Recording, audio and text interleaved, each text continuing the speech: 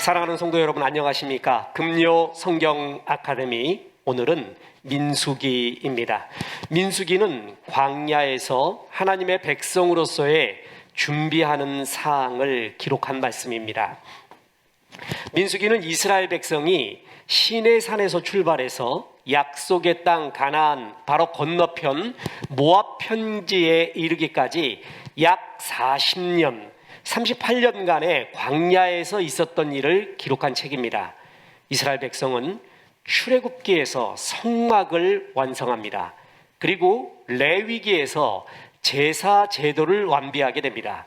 이제 민수기에서 가나안 땅으로 들어갈 준비를 합니다. 민수기의 히브리 성경 제목은 베미드바르입니다. 광야에서라는 의미입니다. 제목 그대로 민수기는 이스라엘 백성의 38년간의 광야 생활을 대부분 기록하고 있습니다. 이 히브리어 성경은 항상 첫 문장 내지는 첫 문장에 나와 있는 중요한 단어를 그 제목으로 삼고 있습니다. 이 광야에서라는 뜻의 히브리 성경 제목은 히브리어 자체가 굉장히 은혜가 되는데요. 베미드바르, 이렇게 기록을 하는데, 이 베는 영어에서 in, by, with 이런 거고요. 미드바르, 이게 미드바르예요. 이게 광야라는 말인데 참 재밌는 거는요, 이 미드바르에서 이 다바르, 이게 뭐냐면 첫째 말씀을 의미합니다. 그리고 드비르, 똑같아요. 어원이 똑같습니다. 그래서 드비르, 그러면 이게 뭐냐면 지성소를 의미합니다. 자, 여러분, 이 원래 또 미라는 것은 영어의 from이라는 뜻입니다. 그러니까 from, 말씀으로부터라는 이 합성어가 미드바르가 되어서 광야가 되었고요. 이 단어는 라바르라는 단어는 말씀과 지성소라는 의미가 있습니다. 그러면 무슨 뜻일까요? 말씀, 지성소, 광야가 사실은 같은 말이라는 것입니다. 저도 이렇게 히브리어를 공부하면서 또 학교에서 강의를 하면서 이 다바르 강의를 할 때 참 가슴이 뜁니다. 광야는 하나님의 말씀이 들리는 곳입니다. 그리고 말씀이 가득한 곳입니다. 지성소에는 성막에서 제일 중요한 것이 지성소입니다. 그 지성소에서는 하나님의 말씀이 흘러나오고 있다는 의미입니다. 자, 하나님의 말씀 다바르, 광야 미드바르, 지성소 드비르, 다 같은 말입니다. 광야 생활은, 고난의 광야는 하나님의 말씀이 진짜 들리는 곳입니다. 하나님의 말씀 속에서 사는 경험을 하는 것이 광야 생활이라는 것이죠. 그래서 민수기의 히브리 제목은 베미드바르, 광야에서 라는 것입니다. 우리말 성경은 백성들의 수를 센다는 의미로 민수기라고 붙였는데, 이는 민수기에 2번에 걸친 인구조사, 그 외에 많은 숫자 목록이 나오죠. 그래서 민수기라고 했고, 이것은 헬라어 성경인 아리트모이와 라틴어 성경인 리베르 누메리와 같은 의미입니다. 거기서도 숫자를 센다, 백성의 수를 센다라는 의미입니다. 그래서 광야에서 백성들의 숫자를 세었던 그러한 의미를 중점으로 우리 한글 성경은 이름이 지어졌습니다. 저는 히브리 성경 제목이 참 좋습니다. 벤미드바르, 광야에서. 광야에서 그들은 불평했고, 그러나 광야에서 하나님은 인도하시고 공급하시고 말씀하셨고, 이 광야의 이야기가 바로 민수기입니다. 민수기는 또한 행군의 책이라고도 불리우는데, 이는 시내산에서 출발해서 모압 평지까지 진군해 간 이스라엘 백성들의 광야의 이야기가, 행군의 이야기가 펼쳐지기 때문입니다. 더 구체적으로 말하면요, 애굽에서 출애굽해서 가나안까지는 직선 코스로 가면 2주 안에 들어갈 수 있는 코스입니다. 그런데 무려 40여 년, 38년 동안이나 광야에서 배회하면서 못 들어간 이야기. 왜 그랬냐 하면 이스라엘 백성은 하나님께 감사하지 않고 끝없이 불평했습니다.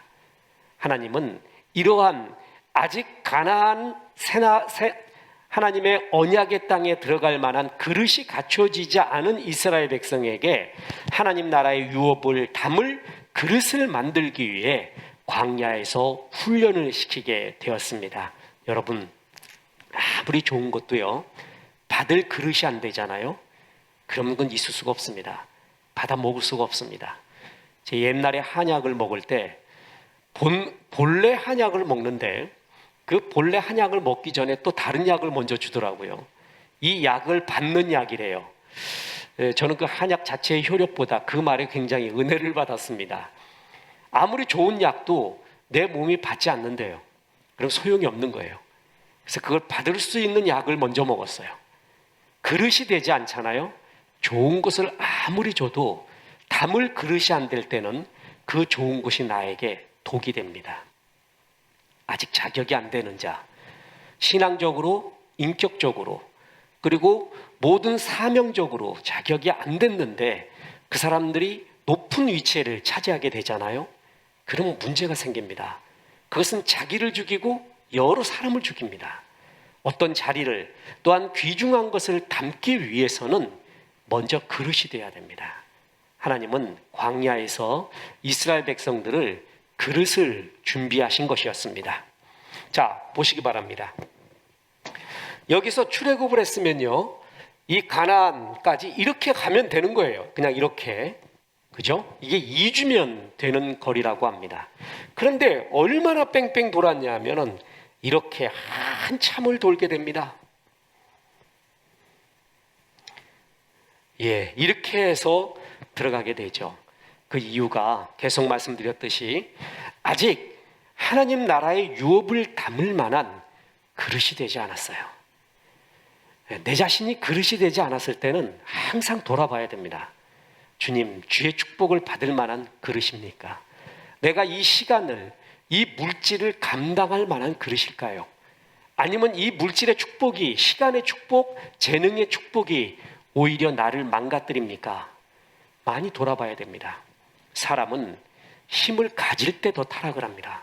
힘이 없을 때 겸손한 사람이 더 많이 있습니다. 특히 크리스찬 가운데는요, 힘이 없을 때는 불평불만하지 않고요, 더 하나님 앞에 겸손하게 매달리는 걸 봐요. 그런데 언제 타락이 오냐면 힘을 가질 때예요. 힘이 가졌을 때 알 수 없는, 그렇게 경계를 했음에도 불구하고 교만의 마음, 교만의 생각, 교만의 말이 나오기 시작을 합니다. 교만은 패망의 선봉이 됩니다. 항상 자신을 돌아봐서 하나님 나라의 그릇인가를 돌아봐야 됩니다. 자, 민수기는 그래서 크게 두 부분으로 나눌 수 있는데, 1에서 25장에서는 출애굽 첫 세대, 1세대의 실패를 기록하고 있습니다. 그리고 26에서 36장에는 출애굽의 2세대에 거는 기대를 보여줍니다. 그리고 새 세대를 거느릴 새 지도자 여호수아가 등장하게 됩니다. 자, 이 구조가 심플하게 그려놨죠. 1에서 25장까지는 불평 불만 속에 살았던 출애굽 1세대의 실패를 이야기했고, 26에서 36장까지는 출애굽 2세대에 하나님이 기대를 걸고 있는 모습이 나타나게 됩니다. 자, 민수기의 주요 신학이 있습니다. 불평 불만하는 자는 주님의 받은 축복도 빼앗기게 됩니다. 한마디로 민수기는 이스라엘 백성의 광야 생활을 기록하면서 그들이 무엇을 했는가, 그들이 하나님 나라 새하늘 새 땅 같은 가나안으로 들어갈 만한 그 축복을 받을 만한 그릇이었는가, 오히려 그 좋은 축복들을 더 악한 곳에 쓰게 되는가. 그들은 불평불만, 보세요, 광야에서 했던 것이 불순종, 불평, 불만, 불신, 반역, 원망. 이거는 곧 다른 말로 하면은요, 교만입니다. 교만한 사람의 특징이 뭐냐면요, 불순종하고 불평, 불만, 불신, 반역, 원망, 이게 가득합니다. 자기는 옳다고 하면서 알 수 없는 분노에 항상 차 있어요. 자기는 옳은 분노를 하고 있대요. 참 기가 막히게 동일합니다. 이 불평, 불만은 하나님을 불신하는 행위입니다. 그래서 하나님의 축복을, 오는 축복을 막게 됩니다. 불평, 불만의 반대는 감사하는 것이죠. 불평, 불만하는 사람들의 특징이 뭐냐 하면은요, 하나님이 내게 주신 것을 감사하지 않아요. 항상 없는 것을 불평합니다. 나라에 언젠가 헬조선이라는 말이 유행했었습니다. 전 그때 설교하기를 무슨 말인지, 무슨 의미인지, 무슨 아픔인지 알지만 그리스도인만큼은 절대 그 말 쓰지 마라. 하나님의 축복을 받는 말이 아니다. 지금 헬조선이라는 말 싹 들어가 있죠. 대한민국 기적 같은 나라입니다. 하나님의 축복으로 여기까지 왔습니다. 물론 고쳐야 되고 개선해야 될 수많은 것들이 나라에도 있고 교회에도 있고 회사에도 있고 가정에도 있고 개인에도 있습니다. 그러나 개선, 불평, 불만 이걸 얘기하기 전에 항상 감사가 먼저 있어야 돼요. 아, 우리나라에는 이게 있구나. 우리 회사에는 이게 있구나. 또 우리 교회에는 이게 있구나. 우리 가정에는 이거 있구나. 그거에 대한 감사가 없어요. 그거에 대한 프라이드가 없어져요. 그리고 계속 안 되는 것만 보이기 시작해요. 그럴 때 항상 돌아봐야 됩니다. 내가 불순종하고 불평, 불만하고 불신하고 반역하고 원망하고 있구나. 이건 하나님의 축복을 못 받습니다. 이것이 일종의 교만입니다. 감사가 없어집니다. 감사가 없는 사람, 가정에 대한 감사가 없는 사람을 만나보십시오. 그 부모가 얼마나 가슴 아픕니까? 교회에 대한 프라이드와 감사가 없는 성도를 만나보십시오. 사역자들이, 또 목자들이 얼마나 그 사람 볼 때 괴롭겠습니까? 나라에 대한 감사가 없어요. 늘 불평, 불만만 있어요. 그 사람들을 바라볼 때 다른 백성들도 얼마나 가슴이 조이고 얼마나 힘들겠습니까? 다시 말합니다. 물론 개선해야 되고 또한 고쳐야 될 수많은 것들이 있습니다. 그 전에 감사가 있어야 됩니다.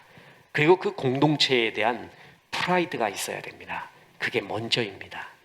근데 그것은 하나 보이지 않아요. 이스라엘 백성이 그랬어요. 이 출애굽 1세대는요, 신구약 성경 전체를 통해서, 전체의 백성들을 통해서 출애굽 1세대만큼 기적을 많이 체험한 세대가 없습니다. 예수님 당시에 공개적인 기적, 오병이어였어요. 공개적으로 와 하고 모든 사람이 봤던 기적은 그거 하나였습니다.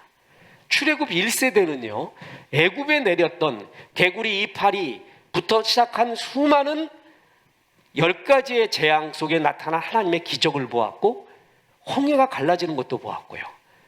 말도 못한 기적을 다 체험한 게 출애굽 1세대였습니다. 아, 하나님이 이렇게 위대하시고 뜻이 있어 우리 가운데 인도했구나라는 감사가 있어야 되는데 그게 싹 없어지고 불평, 불만, 불신, 반역, 원망만 가득했습니다. 교만이죠. 이 백성들을 향해서 하나님의 은혜, 그렇습니다. 그들은 자격이 있어서 출애굽 구원을 받은 게 아니라 하나님의 은혜로 구원을 받게 된 것입니다. 자, 보십시오. 디베라에서 악한 말로 원망합니다. 기브롯 핫디아에서 음식 때문에 원망합니다. 모세를 비방하는 아론과 미리암이 나오죠. 하나님이 세워주신 권위에 대한 불평을 합니다. 여러분, 모세가 구스 여인을 취하게 됩니다. 그랬을 때 왜 구스 여인을 취합니까? 그것이 율법적으로 비율법적이냐? 그렇지는 않습니다. 그러나 말은 나올 수가 있어요. 오해의 여지가 있기 때문에 얘기할 수 있죠. 그까지는 얘기할 수 있어요. 그런데 결정적인 문제가 뭔지 아십니까? 하나님이 모세하고만 얘기하느냐? 나하고도 얘기하지. 여기가 문제입니다. 이게 말도 못하는 교만입니다. 하나님이 모세에게만 권위를 줬느냐? 나에게도 권위를 줬지. 하나님이 세워주신 권위에 대한 불평, 불만을 하게 됩니다. 다윗의 위대한 점이 뭡니까?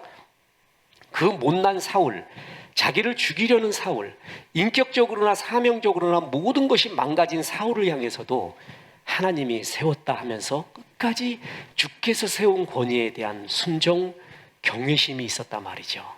그런데 하나님이 너만 세웠느냐? 나에게는 말하지 않느냐? 그러면 모세를 세운 이유가 뭐가 있습니까? 이런 불평을 하게 됩니다. 특히 결정적인 게 가나안 정탐꾼들의 부정적인 보고를 합니다. 그의 사람들이 춤을 춥니다. 원망을 그래서 하게 됩니다. 이런 걸 보면은요, 민중들은 두 얼굴을 가지고 있습니다. 하나는 민심은 천심입니다. 또 하나는 민심은 천심이 아닙니다. 두 얼굴을 가지고 있는 것이 민중들, 우리들의, 그리고 우리의 많은 다수들의 모습입니다. 보십시오. 모세가 하나님의 말씀 십계명을 받으러 올라갔죠. 그럴 때 60만 이스라엘 사람들은요, 전부 금송아지를 섬깁니다. 모세가 십계명 들고 내려왔어요. 만약에 이렇게 해봤다고 해봅시다. 자, 우리 금송아지 섬길까? 야훼 하나님 섬길까? 투표해 봅시다. 그럼 어떻게 됐을까요? 그럼 뭐 보나 마나죠. 자, 이것은 굉장히 중요한 얘기입니다. 하나님의 말씀을 제대로 깨닫고 있는 그 사람들이 공동체에 있느냐, 그것은 굉장히 중요한 일입니다. 가나안 정탐꾼들이 부정적인 믿음에 반하는 수많은 복을 할 때 온 백성들이 거기에 동조를 합니다. 이게 사실 출애굽 1세대가 가나안으로 들어가지 못하는 결정적인 계기가 되죠. 자, 보세요. 민수기 13장 32, 33절에 이스라엘 자손 앞에서 그 정탐한 땅을 압평하여 이르되 우리가 두루 다니며 정탐한 땅은 그 거주민을 삼키는 땅이요, 거기서 본 모든 백성은 신장이 장대한 자들이며 거기서 네피림 후손인 아낙 자손들의 거인들을 보았나니 그러므로 우리는 스스로 보기에도 메뚜기 같으니 그들이 보기에도 그와 같을 것이라. 이게 아주 악한 말, 부정적인 말, 일종의 열등감, 교만함이 섞여 있는 민수기의 대표적인 구절입니다. 심리학, 사회학 용어 중에 성경에서 따온 것들이 몇 가지, 제가 알고 있기로는 20몇 가지나 됩니다. 그 중에 하나가 뭐냐면 메뚜기 컴플렉스라고 있습니다. 자기 스스로를 메뚜기로 보는 것. 마귀가 제일 좋아하는 것입니다. 하나님의 존엄한 백성. 저는 어느 날 에베소서 2장 10절, 우리는 그가 만드신 바라 아우트가르에스멘 포에마, 그에 대한 하나님의 말씀에 대한 성령 체험, 그리스도 예수 안에서 선한 일을 위하여 지음받은 자니, 그게 너무 강력하고 제 가슴에, 영혼에 잘 박힌 못이 되었습니다. 이번 전도 집회 때도 그걸 말했습니다. 어느 세미나를 가서도 어디서도 그걸 전하는 게 저의 사명 중에 하나입니다. 우리는 하나님의 걸작품 시입니다. 하나님이 그에 대한 프라이드를 느끼고 감사하고 감격할 때 얼마나 기뻐하실까요? 그런데 자기를 하나님의 걸작품 시가 아닌 메뚜기라고 말하고 있습니다. 다시 말합니다. 여러분, 존재는 행위에 앞섭니다. 어떻게 살 것인가는 내가 누구인가에 의해서 좌우되는 거예요. 존재의 확인이 먼저예요. 존재부터 그 다음에 행위가 나오는 거예요. 어떻게 살 것인가는 내가 누구인가부터 나와야 돼요. 나를 메뚜기로 보는 사람은 메뚜기같이 살아가는 거예요. 나를 하나님의 걸작품 시로 보는 사람은 그렇게 살아가는 것이고요. 마귀가 건드린 것은 어떻게 살 것인가를 건들지 않고요, 존재를 건드립니다. 존재를 짐승화시킵니다. 존재를 보세요. 아무것도 아닌 무와 같은 10의 43분의 1승 같은, 그것이 있는 건지 없는 건지도 모르는 데서 빵 하고 터져가지고 온 우주가 생기고, 그 중에 그 가스들이, 먼지들이 모여서 지구가 만들어지고, 그 지구 내에서 생명체가 만들어지고, 그 생명체에서 우리까지 진화했대요. 우리는 아무것도 아닌 데서 나온 거예요. 그것도 무기물에서 나왔어요. 수소, 헬륨, 이 덩어리에서 우리가 나왔대요. 그게 존재의 선언이에요. 그럼 어떻게 살아야 돼요? 헬륨 덩어리에서, 수소 덩어리에서 만들어진 우리는 어떻게 살아야 돼요? 동물과 거의 동일한 우리는 어떻게 살아야 돼요? 답이 없어요. 마귀가 이걸 건드리는 거예요. 항상 존재를 건드리거든요. 그래서 하나님이 내 존재에 대해서 이런 비천한 표현을 하거나 존재에 대해서 무너지는 표현을 하는 걸 정말 싫어하십니다. 근데 자기를 뭐라고요? 메뚜기 같대요. 상대편은 땅도 거주민을 삼키는 땅이요, 우리가 대적할 사람들도 신장이 거대한 네피림 후손이다. 그들이 보기에도 그럴 것이다. 자, 이렇게 얘기합니다. 하나님의 그 위대한, 다시 말합니다, 위대한 역사를 다 본 사람들이 말입니다. 하나님이 얼마나 가슴 아팠을까요? 여기서 그치지 않습니다. 그러나 갈렙은 믿음의 고백을 하죠. 갈렙이 모세 앞에서 백성을 조용히 하게 하고 이르되 우리가 곧 올라가서 그 땅을 취하자. 능히 이기리라. 하나님이 함께 하시면 우리는 이긴다. 자, 봐라. 그래, 이해한다. 그런 땅들이, 그런 안악자손이 있고 땅도 척박해. 그러나 하나님이 가라고 했다. 그리고 하나님이 함께하기 때문에 그들은 아무리 기골이 장대한 안악자손 네피림의 후손이라 할지라도 우리의 밥이다. 하나님이 가라 그러지 않았느냐? 둘째, 하나님이 우리와 함께한다. 그게 이들의 이 배짱, 믿음의 뻥쟁이들이죠. 이 배짱의 근원이었습니다. 멋진 사람입니다. 이스라엘 백성 계속 거역하는 걸 보십시오. 당을 지어서 거역합니다. 거역은 항상 자기 혼자 하지 않습니다. 항상 자기와 동료들을 모읍니다. 그게 악의 모습이죠. 그래서 당을 지어서 고라, 다단, 아비람, 이렇게 하나님을 거역합니다. 무리바에서 물이 없다고 원망하고요, 지름길이 아닌 우회로로 가게 했다고 원망하고요, 모압 여인들과 음란에 빠지고요. 그냥 이 1세대는 거기서 다 끝납니다. 그래서 출애굽 1세대는 결국 가나안 땅에 들어가는 특권을 빼앗기게 됩니다. 하나님이 날 쓰신다고 해서 날 택했었어요. 그리고 나한테 은혜를 줬어요.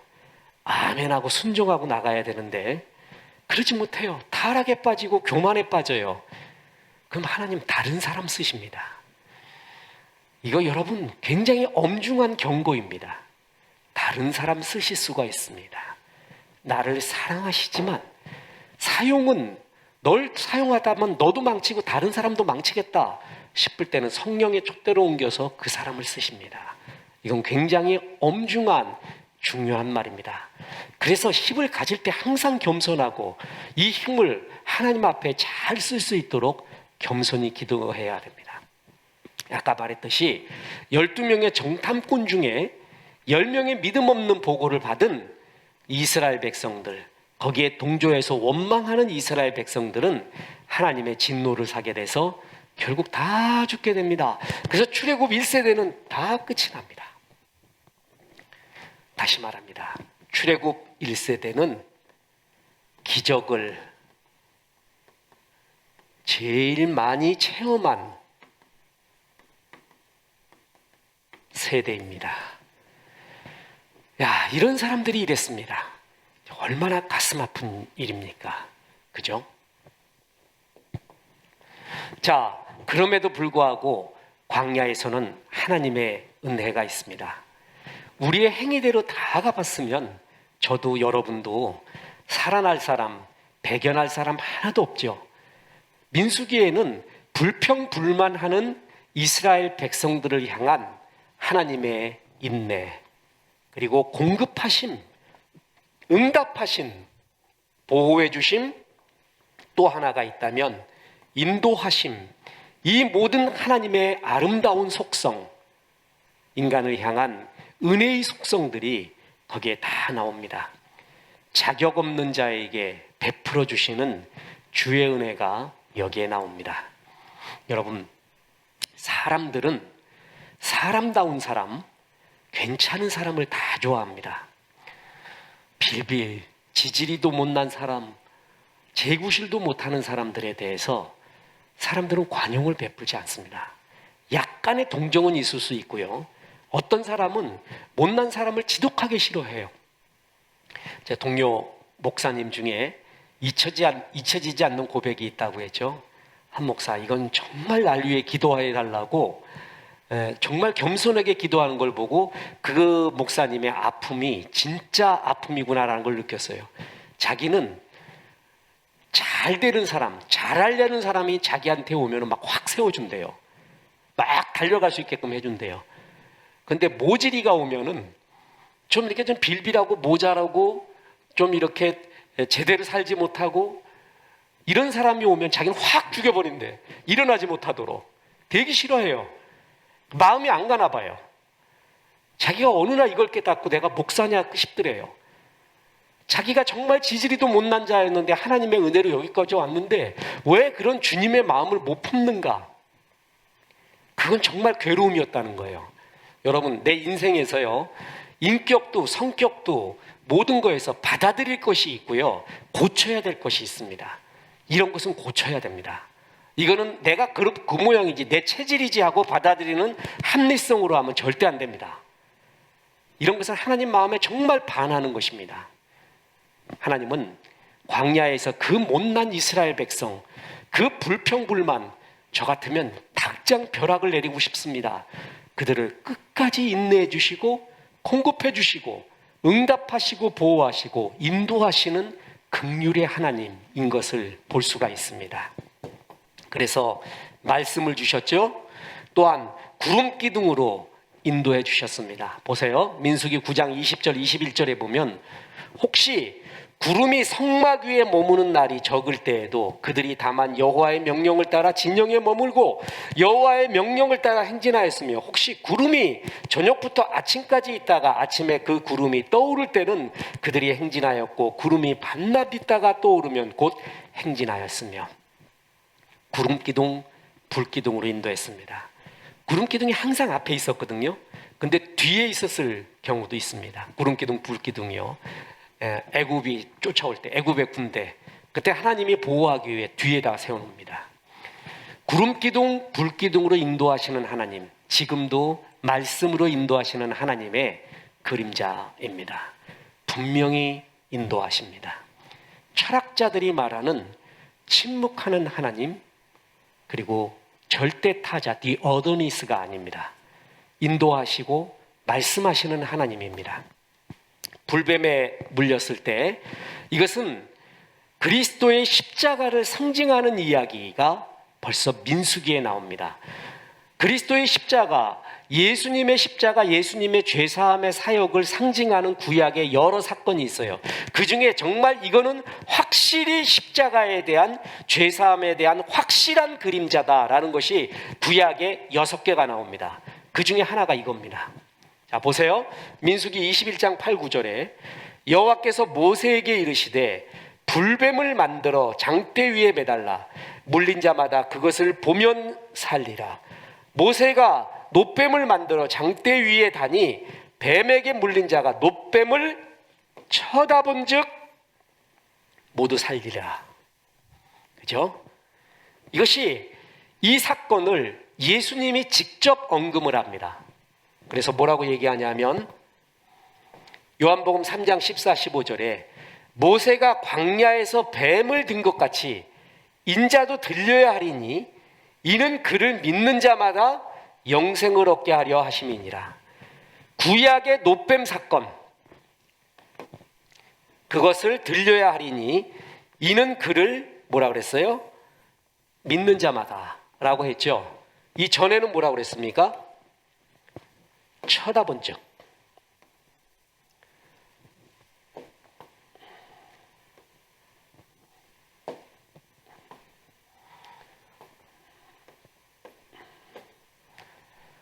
자, 여기서는 들려야 하리니 영생을 믿는 자마다라고 얘기했고 여기는 쳐다본 즉이라고 나왔죠.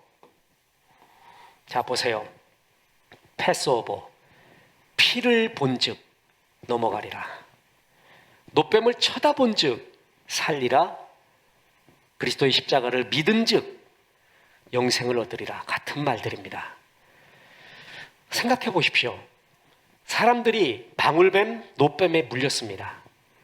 그러면 빨리 칼로 그 상처 부위를 찢고 독을 빼내던가 무식하게 불르지지던가 그런 조치를 해야 되잖아요. 근데 놋뱀 만들어서 쳐다보면 산대요. 이거 누가 믿겠습니까? 이성을 넘어서지요.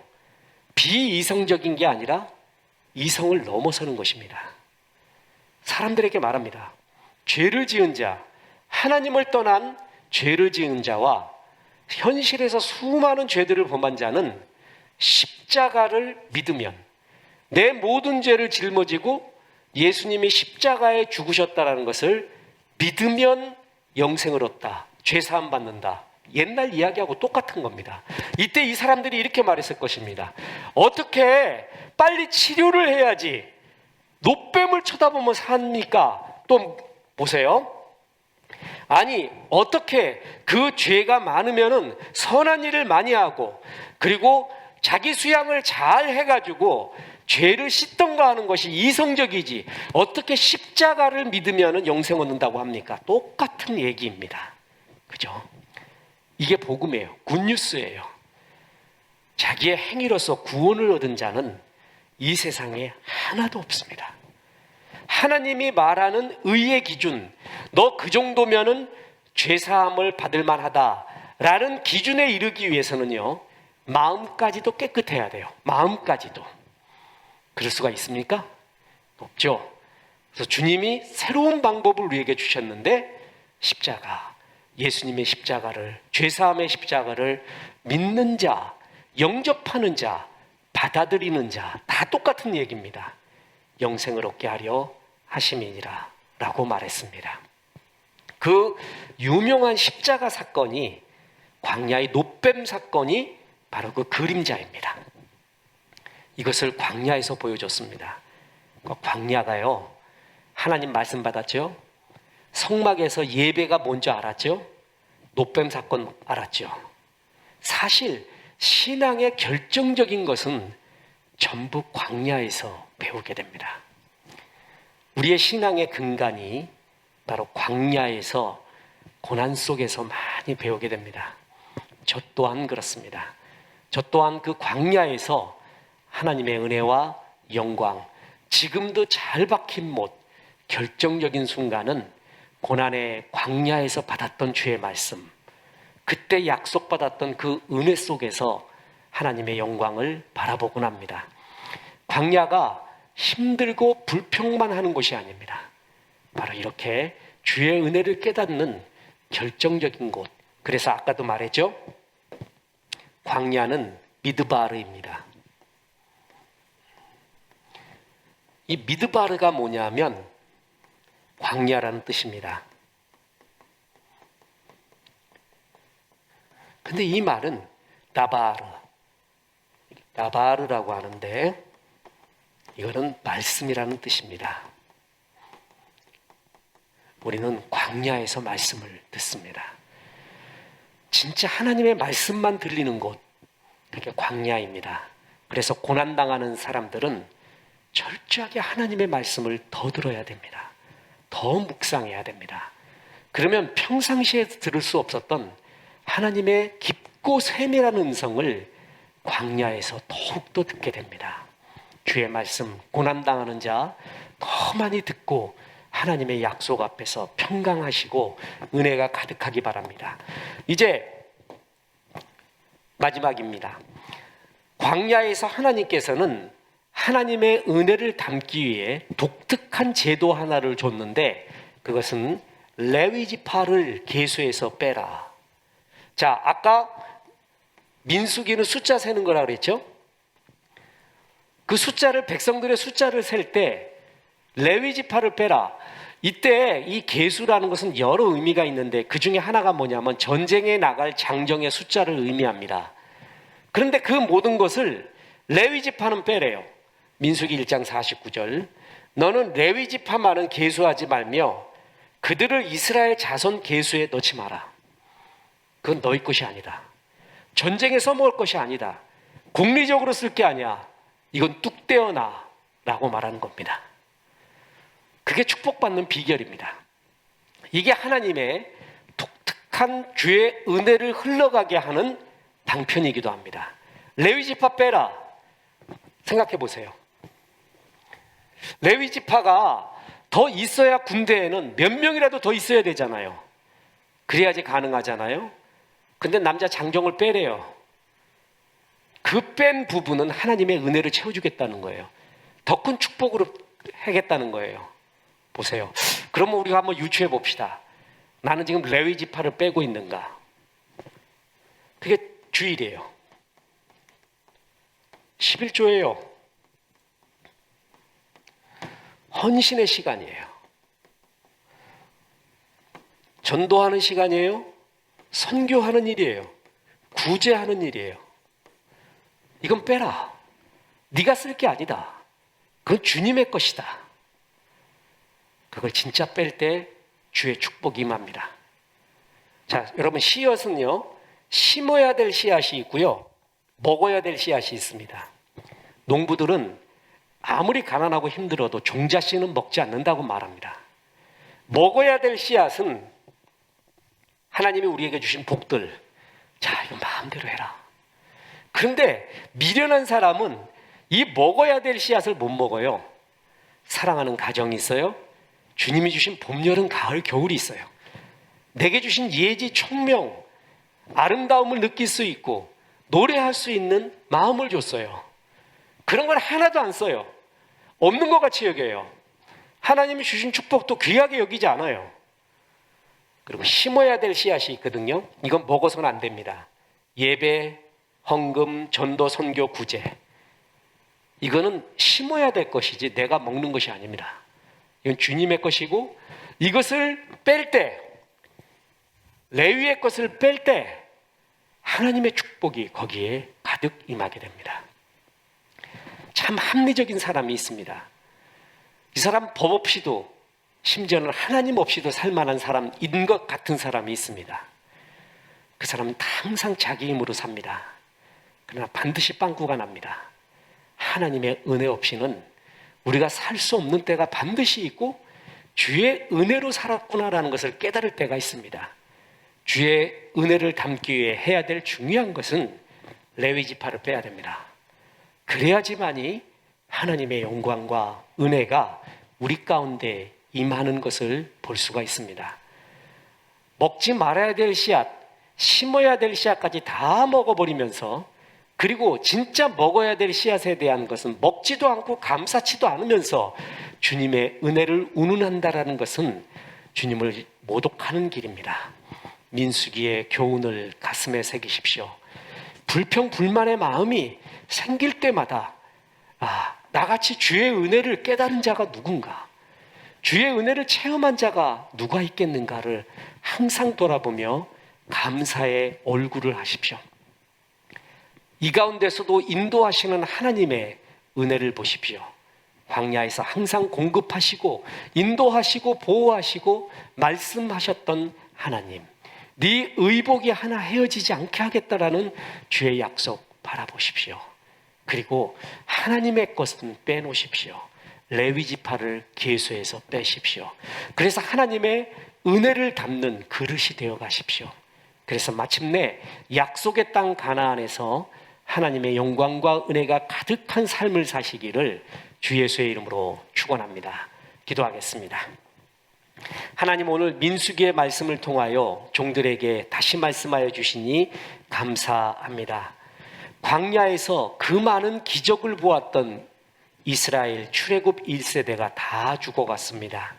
불평불만하고 교만하고 악독하였고 수없이 대적하였던 그 교만 속에서 하나님의 복을 담지 못했던 그 모습이 우리의 모습이 아닌가 늘 돌아봅니다. 이 가운데도 항상 공급해 주셨고 은혜 주셨고 말씀 주셨고 인도해 주셨고 보호해 주셨던 주의 은혜를 바라봅니다. 하나님, 레위 지파를 빼겠습니다. 11조를 빼고 주일날을 빼고 전도 선교 구제를 나의 쓸 곳에서 빼겠습니다.